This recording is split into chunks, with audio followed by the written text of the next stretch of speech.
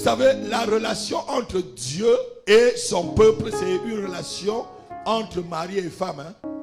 Ce matin, je lisais dans le livre de Osée, où Dieu disait que lorsque tu étais jeune Israël, je t'aimais, tu étais belle. Tu étais très belle. Il parlait comme ça à Israël, qui était son peuple. Alléluia. Et même l'église, avec Jésus, c'est une relation de mari et femme. La Bible dit quoi?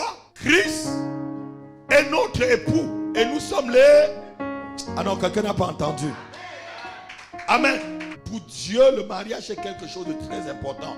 C'est pourquoi lui, il a commencé le mariage. Le mariage, c'est quelque chose que tu ne dois pas prendre à la légère.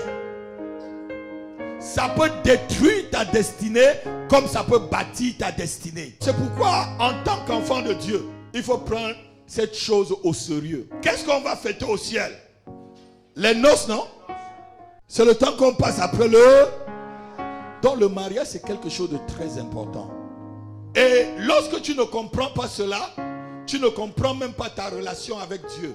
C'est pourquoi certaines personnes aujourd'hui voient toujours Dieu comme Abraham voyait Dieu, voient Dieu comme Jacob voyait Dieu, voient Dieu comme David voyait Dieu, voient Dieu comme Moïse voyait Dieu. Alors que Dieu n'est pas toujours à ce niveau, n'est plus dans ses relations avec ses enfants aujourd'hui. Aujourd'hui, Dieu est devenu notre Père. Je ne parle plus à Dieu comme un Dieu qui est un père fouettard, qui va se trouver quelque part, ou comme un oncle, ou comme quelqu'un qui m'a adopté. Je parle à Dieu aujourd'hui comme quelqu'un qui m'a enfanté. Et quelqu'un n'a pas entendu. Je dis comme un père qui m'a enfanté. Et il m'a enfanté dans un mariage. Si tu comprends ta relation avec Dieu comme ça, même tes prières vont changer. Tu ne diras plus notre Père qui est dans les cieux. Tu diras Père qui est avec moi. Parce que lorsque le Seigneur disait, si vous priez, quand vous priez, dites notre Père qui est dans le cieux, les apôtres n'étaient pas encore convertis. Ce n'était pas encore le Dieu en même temps.